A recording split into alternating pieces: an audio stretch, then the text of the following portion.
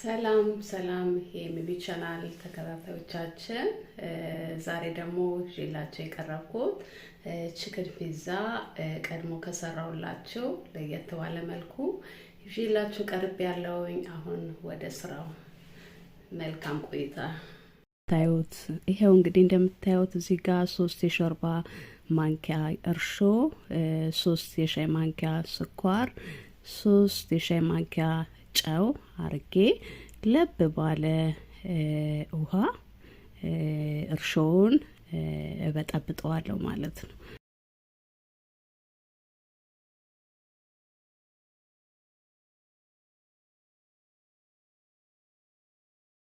በጠበጥኩት እርሾስ ኩፍ እስከሚልልኝ ግማሽ ሰዓት ወይም 45 ደቂቃ ያህል እጠብቀዋለሁ እርሾውን ማለት ነው።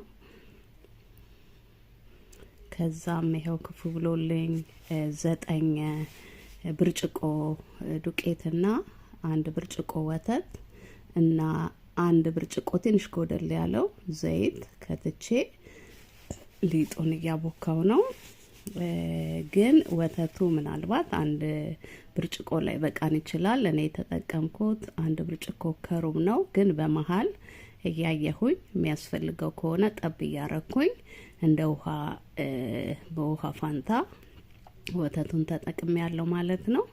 ያው እንደምታዩት እዚህ ጋር ሊጡ ትንሽ ሶፍት ሆኖ እስከሚቦካ በጣም አይቀጥንም፣ ግን ሶፍት ሆኖ እንዲ ለመዳመጥ በደንብ እንዲመቸኝ ማለት ነው።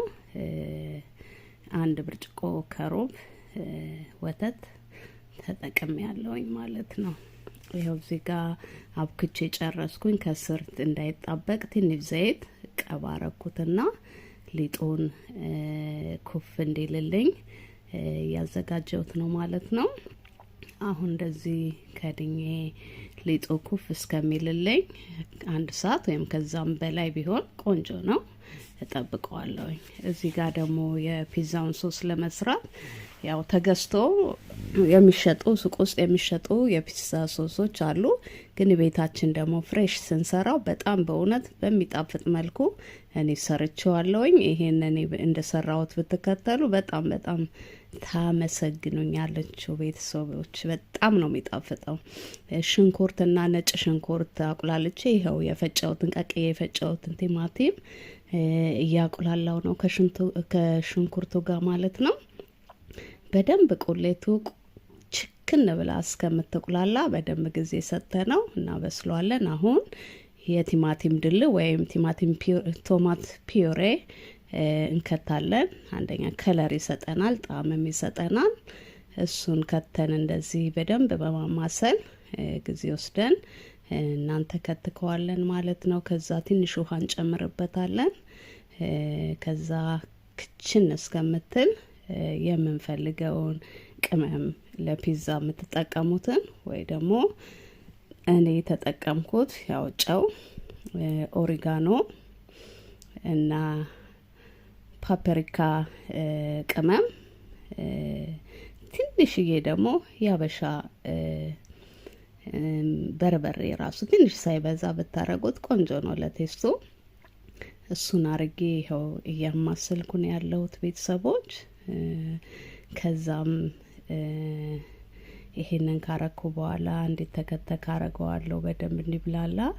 በድጋሜ ከማውጣቴ በፊት ትንሽ ቲማቲም ፒዩሬ እጨምርበታለሁ። ከዛ የገበታ ቅቤ ትንሽ እሱን አድርጌ ይኸው እንደምታዩት አንድ ላይ እየቀላቀልኩት ነው ማለት ነው። እንደምታዩት ትክትክ እያለልኝ ነው። ከዛም 1 ማንኪያ ስኳር ከታለሁኝ። ከዛም ይኸው በምታዩት መልኩ ሰርቼ የቲማቲሙን ሶስ አያምርም? በጣምም ይጣፍጣሉነት ሰርቻለሁ። ከዛ ቺክኑን እጠብሳለሁኝ። ዘይት አረኩ፣ ነጭ ሽንኩርት ፈጭቼ እዚህ ጋር ያቁላላው ነው። ከዛ አጥቤ ያዘጋጀሁትን የዶሮ ስጋ ያው በምታዩት መልኩ ከትቻለሁኝ። አብሬ አቁላለዋለሁ ማለት ነው፣ ወይም እጠብሰዋለሁኝ።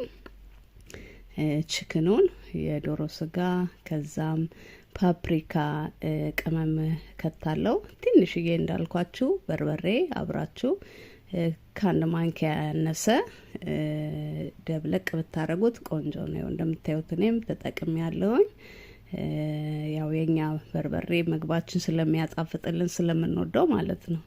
ከዛም ኦሪጋኖ ታደርጋላችሁ ቤተሰቦች። ከዛ ጨው ካስፈለጋችሁ ጭማሪ የቀመሳችሁ ጨውን ትከታላችሁ። ከዛም ሙስታርድ ትንሽ አንድ የሾርባ ማንኪያ ያህል፣ ከዛም ግማሽ የሎሚ ጭማቂ እና 3 የሾርባ ማንኪያ እርጎ ከትቻለሁኝ። እሱን በደንብ ቅልቅል አርጌ ደበላልቄ በደንብ ችክኑም እንዲጠበስልኝ አርጌ እሳት ላይ ትንሽ አቆየዋለሁ። አሁን እንደምታዩት ወረደ ጨርሻለሁኝ። አሁን ሊጤሜው በምታዩት መልኩ በደንብ አምሮ ኩፍ ብሎልኛል ቤተሰቦች። ቆራርጠዋለሁኝ። ትንሽ በዛ አርጌ ነው የሰራሁት። ያው ስንሰራ ጊዜ ከወሰድን አይቀር ተሰርቶ ዲፕ ውስጥም ተቀምጦ ተሞቆ መብላት ስለሚቻል እኔም እንደዛ ነው ያረኩት። አያችሁት? አቦካኩ ራሱ በጣም ሶፍት ነው። በጣም ለስለስ ብሎ ግን እንዲ ጭምልቅ ያላለ አቦካክ ግን ቆንጆ ሆኖ ወጥቶልኛል። አሁን አንዳንዱን እያረኩኝ እየዳመጥኩኝ ሰራለው ማለት ነው። ያው በመታዩት መልኩ በአራት ማዕዘን ነው። እኔ ሰርክሉ እንትን የለኝም። በአራት ማዕዘን ነው የምሰራው። በፓትራ ላይ ያረጋለሁኝ ከዳመጥኩ በኋላ። ከዛ በሹካ ሊጡን እንዲ እንደምታዩ ነካ ነካ አረጋለሁ። ሶሱ በደንብ ገብቶ ፒዛችን እንዲያጣፍጥልን ማለት ነው። የሰራሁትን ያው የቲማቲም ሶስ አሳይቻችኋለሁ። ከስራ አረጋለሁኝ። እሱን ሁሉንም ዙሪያውን ቀባለሁኝ በምታዩት መልኩ። ከዛም ጦስኝ ያው እንደዚህ በእጃችን አሸት አርገን ሶሱን ካረግን በኋላ በላዩ ላይ ጦስኝ ብናረገው ቬሪ ዴሊሽስ ይሆናል። ከዛም ሞዘሬላ ቺዝ አረኩኝ ከስር። ከዛም ችክኑን ያዘጋጀሁትን ችክን የዶሮ ስጋ አደረኩኝ። ከዛም ፓፕሪካ የተለያየ ከለር ያላቸውን እንደዚህ በትናንሹ በመክተፍ አረኩ። ከእንደገና ጭማሪ የሞዘሬላ ቺዝ ነሰነስኩኝ። ጭማሪ ያው አትክልትም ሲኖረው ቆንጆ ስለሚሆን ፓፕሪካ እና ኦሊቭ ፍሬው ማለት ነው። እሱን ሰንጠቅ አርጌ እሱንም ከላይ ይሄው በምታዩት መልኩ እያረኩ ነው ያለሁት።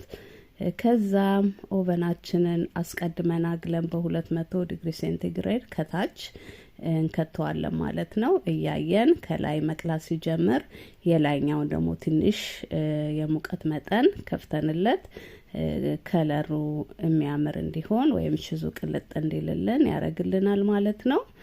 ቤተሰቦች እዚህ ጋር ደግሞ ያው ለልጆች በብዛት ያው ሚኒ ፒዛ የሚሉትን ስለሚወዱ ትናንሽ ፒዛዎችን በዚሁ እየሰራው ነው ማለት ነው። በምታዩት መልኩ ቅርጽ ማውጫ ያው ብርጭቆ መጠቀም እንችላለን። እንደዚህ አርገን ካዘጋጀን በኋላ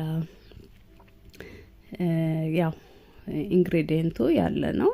እሱን በምታዩት መልኩ ነው በመሰራው መልኩ ታዩታላችሁ። እንደዛ አርገን ለልጆችም ወይም ለዋቂም ይሆናል። በይበልጥ ልጆች ስለሚወዱት ነው ሚኒ ፒዛ መስራት እንችላለን ማለት ነው። እንደዚሁ ትልቁ እንደሰራውት በሹካ እንደዚህ በሳ እናረገዋለን። ሶሱ በደንብ እንዲገባል ማለት ነው። ከዛ ሶሱን እንቀባለን እዚህ ጋር እንደምታዩት።